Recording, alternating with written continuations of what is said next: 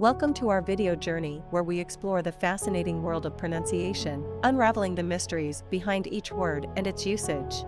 In this video, the word is accumulate. Accumulate. Accumulate. Accumulate is a verb that means to gradually gather, collect, or amass something over time. It often relates to the process of accumulating wealth, knowledge, possessions, or various other elements. Here are some examples. Example number 1. Many people aim to accumulate wealth through smart financial planning and investments. Why accumulate is used in example number 1. Accumulate is used here to describe the process of building wealth over time through financial planning and investments.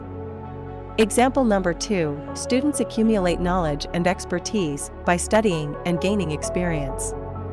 Why accumulate is used in example number 2. Accumulate signifies the gradual acquisition of knowledge and expertise through study and experience. Stay tuned for more linguistic wonders and join us in unlocking the magic of language. Thanks for watching, and until next time, keep speaking, writing, and embracing the beauty of words.